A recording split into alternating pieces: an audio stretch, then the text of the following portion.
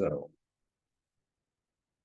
good evening, everyone. Jose J. Garcia, real estate investor, coach, and mentor. So, we got another Sunday coaching series. Requested AC units, HVACs, what are replaced with? The same, all the same questions. Is that time of year? Definitely. This is time where it starts to warm up. Get rid of the heaters and get those chimneys covered up, and start putting those window units or HVACs. Getting them ready to go. So we're going to cover, and I'm going to go pretty in detail specifics to help y'all out. And if you are attending the shadow, we'll talk about towards the end. This is one of the topics that we cover while we're out there, because when I talk about some of the biggest expenses, the roofing, the plumbing, the electrical, HVACs would definitely go up there with them. And we don't completely change those systems. There's other routes we take. It just depends on. But we treat every case by case scenario differently. It all depends on. But it's definitely a large expense if you are thinking about replacing. We had one mobile home once upon a time where from day one we bought it, it worked cool. It kept the whole home cold, warm. The whole system worked great. About 2 years went by, and of course we did service it from time to time when it needed it. But it's an old system. It was the original system that came with the house when it was made, etc. So obviously, it did its time, if you will. And then it ended up going out bad. Now, what happened is the parts that supposedly it needed, they could not replace because they no longer made those parts. So then they also talked about, well, and when I say that, it's, people that came out to services said, even if we found those parts, being new parts with the old, it's not going to last long. The money you're going to put into it. So, you really need to go ahead and get an upgrade, but it meant changing everything out. It was like starting from scratch, brand new. And they quoted us, we got a few quotes from 7 to 10,000. That's how much it was going to take. So definitely a huge investment to take. Now, if you're thinking obviously long-term rental or Airbnbs or something like that, that may be worth, go ahead and put something like that. But if not, you got to remember that's affordability housing. We're not doing shortcuts by any means, but it's, we are providing what these typical mobile homes have. And if you ever drive through a lot of these communities, mobile homes, most of them have window units. Now, one thing I've learned and realized is that nobody can put window units on like it's supposed to be, which then causes the windows to leak. They're set up incorrectly. And then that causes more damage. If they're not properly covering the window, then you have a higher bill, just problem. But I will announce a couple of things towards the end as well. Busy weekend this weekend, busy but productive. Got a lot of things coming up, a lot of events. I promise you a lot more live events, virtual events. So we'll be talking about some of those as well. But let me keep going. HVACs, for those of you just joining us. And don't forget, we'll have the replay on YouTube. You can visit GarciaMHU.com. Click on the YouTube, and every one of these calls gets posted on there. So, all right, let's go down the line. So, best time to buy AC units. Opposite time of the year, different season. When it's hot, you buy heaters. When it's cold, you buy AC units because that's when it's the cheapest. Makes most sense. Now, for any of you investors out there that are doing a lot of investments at one time, this is the time when you start to buy a lot in bulk and kind of keep them for a reserve. Summer's going to come back around. We all know that, same time every year, and therefore you can use them. I don't mind buying used AC units, but I got to test them, make sure they obviously work. And I am referring to right now is the window units that we best know. We'll talk about BTUs, sizes to use, etc. But there are a couple other systems that you can use as well. So we'll talk about those also. But definitely the best time, you should have already bought a few back in November, December, people selling them for cheap. That's the time to grab them and have them ready. So sizes to use and why. So different size bedrooms, on the side of the little, on the window units, it will say this AC or unit, whatever it says, will cover X amount of square footages. Mobile homes are measured by length, 14 by 70, 16 by 80s. If it's a double wide, 24 by 40, whatever it may be.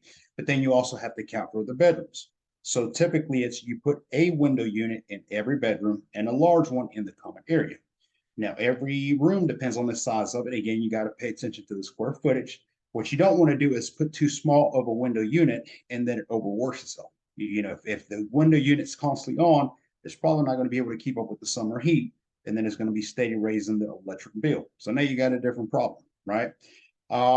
Depends on the size of the room. You'll see on the side it goes by BTU, the letter BTU, and it's a different size. Typically 6 to 7K is what we use for bedrooms. You know, that covers enough of the bedroom. You can go a little bit bigger, maybe an 8K. It's not necessary. And and they do make these window units heat and cold as well.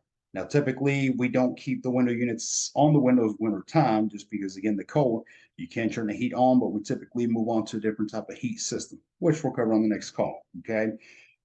In the common areas, you're looking at depends on the size of the home. If it's a single wide, I would typically put it between the living room and the kitchen, bigger window, just obviously you have to get all those areas.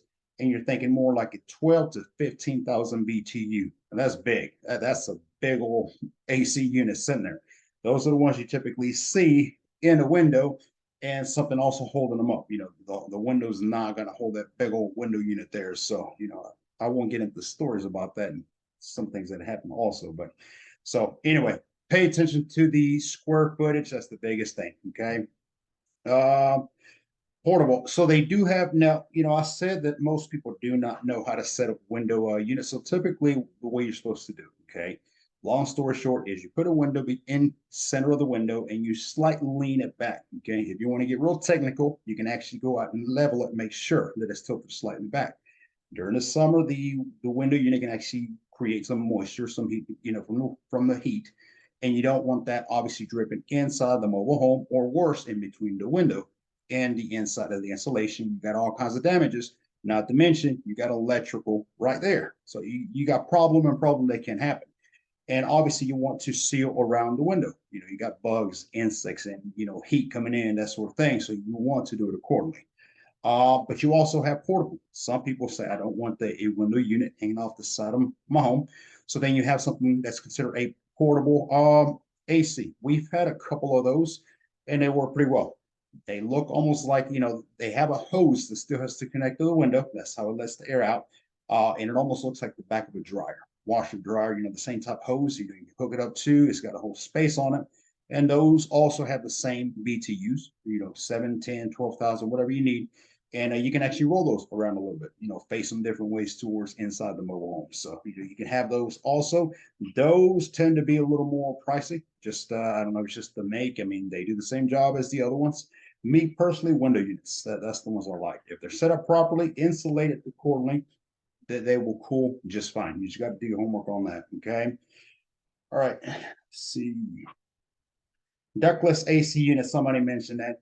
Yeah, you know, the ductless AC units, not motels. You know, you see those big old units on the bottom towards the floor in a motel, maybe cheaper hotels, if I can say that. And you have those big old units, you know, those are more like a 15, 20, or even 25 BTU. Those are massive, you know, and they have the cold and heat. That would not be the same as a ductless because that's still very much like a window unit. You know, the backside is outside. And then obviously the unit is on the inside facing and inside the room. That's how it cools and heats. But a ductless is more like what you see in some of these newer tiny houses, small living. You know, it's up high in the on one of the walls, and it's ductless. There's not all the connections like a central HVAC would have. But they do well, but they're definitely a lot more costlier. We actually have a investor partner of us that specializes in Airbnbs, and that's what he converts to. That's what he goes to. You know, even if they on his campers, RVs, we've spoken about those. Use the same thing. That's what he replaces. Don't quote me. I want to say one of those units, and I mean goes from 16 to 20,000 BTUs as a bigger unit. I think they're in the neighborhood of 1,000 to 1,500. So, you know, again, what makes sense for you as an investment? You know, it's going to go back to that over and over. So, you know, check them out. Definitely something to check into. Cost per each AC unit system. Yep, windows can lower. So the cheapest are going to be the window units. Now, again, the time of the year when you buy them, that's going to definitely make a difference. But on average, a smaller window unit that would go on an individual bedroom, I would say $100 to maybe a couple $100. You know, it just depends. Wintertime, you can get them used, make sure they work. $30, $40 maybe. Just depends. You got to play the negotiation at that point. So then you got that. You know, if you're a good negotiator, I don't know, you may get it for a few bucks, but definitely the cheaper up. So that'd be the way for me to go. Window units. And then it would go to the portable, which again, Those I would say just depends on the BTUs, 4 to maybe 500 per unit. And you still need, because remember, every bedroom, you close the door. So it's not like you can get the air in and out. That's why each one needs individual. Now, one thing, we had this older lady, a very sweet lady who she had central heat and air in one of our units. The only time we will service and make repairs on a HVAC is if there's already one there and it's working or semi-working. We will get a check out. Maybe it needs a refill on Freon, that sort of thing, service, maintenance, filter, whatever. And if it checks out and works, then we'll go ahead and put a full maintenance on it and let it go. A few $100, that's fine. I'm not going to convert it into window units when it's a simple fix. But if it's too far gone, like I mentioned, a full replacement, that's not going to happen.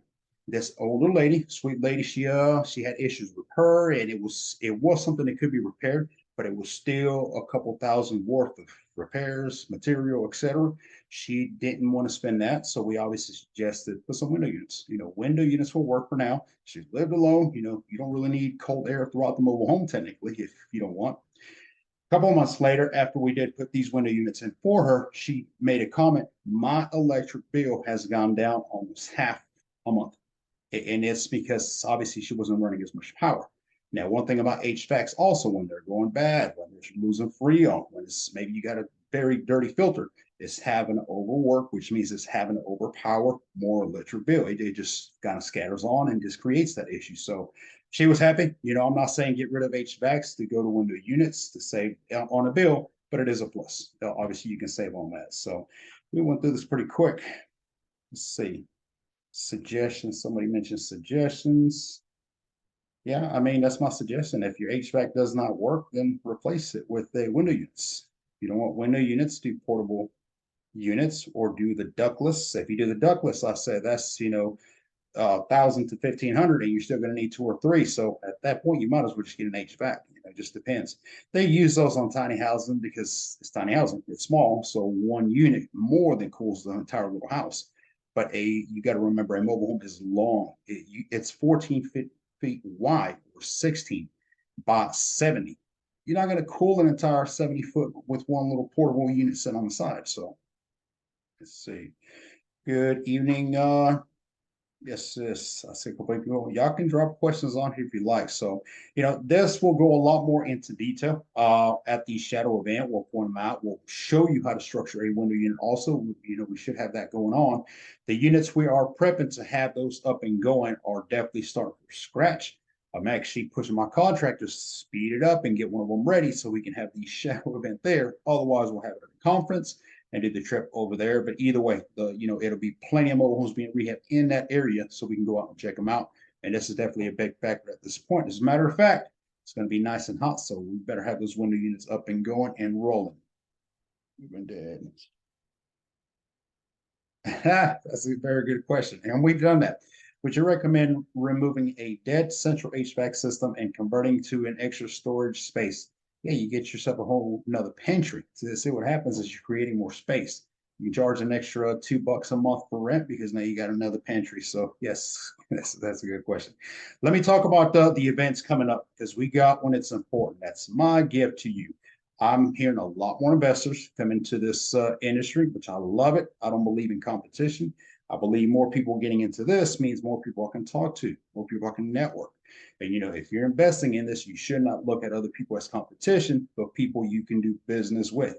If there's another investor down the street, I know somebody I can sell to or somebody I can buy from. You see, you got to be able to make that connection though.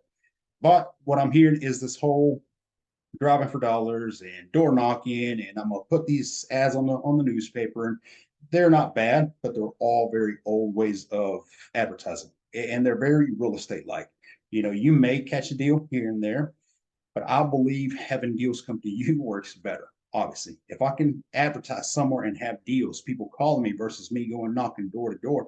I mean, you got to have all day just to go knock on everybody's door. That's a long time to be doing something like that. So, May 10th, I have created a virtual. It's going to be here on Zoom on the background on Zoom. I just realized, why don't I just do this and then I don't look at two screens. I think as I go, that's what happens. But we'll keep it this way for a minute. May 10th, okay? May 10th is a Wednesday. It's at 7 p.m. EST time. I try to make it at a time where I know a lot of you work, a A lot of you have to get out and obviously get in a position to settle in, but I am not asking you to drive anywhere, to fly anywhere. I'm telling you to simply pick up your phone, your tablet, your iPhone, whatever. Okay. The call is going to be free and it's going to be on my secrets to getting the best off market deals. Now, y'all follow my social media. You know that the best way is to connect with park operators, managers, park owners, etc. But it does not mean you should not be wholesaling. You should not be doing other deals, connecting with direct sellers, direct buyers, etc. And that happens through the branding, marketing, and advertising. Okay. We teach you to do all the above. We're going to teach you about the difference on physical advertising versus social media. You can't go wrong with social media. That is the best source. I'm not telling you to leave physical advertising aside, but it is something that's going to be secondary. It's just a bonus too. We'll teach you on the best times to post for to get deals. That's when people are most likely to be on these social media sites.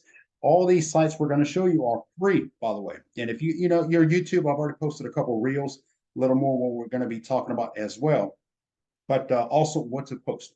You got to have those catchy lines, intrigued as to why would somebody want to click on your post, your ad, or somebody would even want to do business with you. I still find many sellers that tell me the same thing as I didn't know anybody was selling. I didn't know anybody would buy something like this. It's all beat up. It's got holes on the floor, etc. They go through the whole list. There's a lot of people that need to sell, but don't feel there's anybody buying, which tells me is there's not enough people branding, marketing, and advertising accordingly. That's what I'm going to teach you. May 10th. I know on here on Instagram, I can't drop a comment where you can click, but send me an email. It's a free call, j@garciamhu.com, or send me an email on Instagram. We'll send you that link. You can RSVP, and we're going to go live sharp at 7 p.m. May 10th. 10 days from there, that's when the shadow event is going to be. The shadow is a 1 day. We're not doing 2 days anytime soon. And it's going to be in either Griffin or Macon. We're still deciding on that, but it's a full day by my side. Come out with me by my side, and I'm going to teach you every step too. Also getting leads, some of which we'll cover next week on the 10th, and how to make offers. MAO, the maximum allowed offer you can make on mobile homes as is. Big mistake a lot of investors make is you are overpaying. A lot of investors are overpaying, and then they're trying to sell it by overcharging. And they'll say, a lot of them tell me is like, well, Jay, I paid too much for this. I paid this amount, so I really got to get this. I understand you got to make some money, but the fact that you overpay for it, it's not my problem. It's called negotiating. You should take our coaching. That's what I say. But, so we'll teach you about MAO, maximum allowed offer, what you should offer. And obviously, some deals are not deals. I don't force deals. If the numbers don't check out, it's not a deal. Maybe we'll see on something like that. Contracts, how to close on these mobile homes. We're talking personal property, not real property. So the due diligence, the titles, the documents, all this is very differently. We'll cover all that step by step as well. How to hire contractors, which I'm not going to get into right now. I have probably 12 crews, and half of those they are in the hot seat. I will say that. Okay, we'll leave that for another coaching, and we'll talk about that as well. But it is definitely it is tuning up time. So we'll cover on some of that as well. But definitely how to hire contractors, how to hold them accountable, and most importantly, how to pay them. How to pay contractors is huge. That's what's going to decipher whether they do a good job, stay on task, etc. Exit strategies. We'll talk about so much exit strategies that we have, from Airbnbs, Section 8s, veteran assistance, rentals, rent-to-owns, lease options, moving them, all these we're going to teach you. It is not one and done. I don't believe in just one strategy. So all of you should be thinking every day of how do I make money each and every day of the week, of the month, etc. Okay. Then we'll get into connecting with park owners as well. We'll have a park owner, a manager on site. We'll have a contractor, a handyman on site. They're there to answer all your questions. At this time, we have connected with 2 speakers who are going to come and speak also as well. One of them will be covering land trust, LLCs, corporations. All of you getting big into this business sooner or later, you better be thinking about getting yourself a limited liability, obviously, and or a corporation, land trust, and all these things that you need to learn. We have a very special guest who has been in this business for 30 years. He's more of a mobile home park developer. I mean, he's huge. The guy, Mr. Cole, knows there isn't a thing that he does not know. I think I spent 30 minutes with him. And we specialize more in direct individual mobile homes, parcels, lands, and that sort of thing.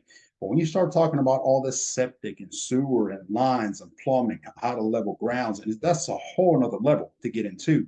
And I mean, this guy just talks about, I mean, just banging them out. I mean, it's phenomenal the stuff that he's doing. So he will be at the event for any of you that are looking to more to get into maybe mobile home parks and not just individuals. He's going to be the guy to talk to connect to. So May 20th, definitely send us an email. Also, if you want to join that, I know the live will only have a few seats remaining. The virtual, it will also be a virtual option. Plenty of seats available on that. You can join us virtually there. And last but not least, Tuesday coming up, we have the Let's Do Deals. I will be traveling this week coming up on Thursday, Wednesday, and Thursday. So we may not see a big increase of inventory hit the spreadsheet before Tuesday. But come on Wednesday morning, Thursday morning, we're going to have a good bit of inventory that you need to keep up with as well. We'll cover that on Tuesday night. So, all right. How do I feel about selling mobile homes on land? Beautiful. Those are phenomenal. Those are land packages. Depends if they are the title to the land or they still consider personal property and land, but those are both very good deals. Real quick, official J. I can't read that from the small screen, but just send me an email, send me a DM on when you're asking. We'll definitely connect and see what we can do on there. So, and don't forget if any of you have a deal or you think you have a deal, you are welcome to come on our Tuesday evening calls and pitch it. Pitch it on our calls. There's so many people that join these calls, and then it gets recorded. It goes on our YouTube where we have 5, 10,000 followers, the viewers that see this. That's a great way to connect. And there's no charge for us. So, I mean, we can't make it easier than it is. Okay.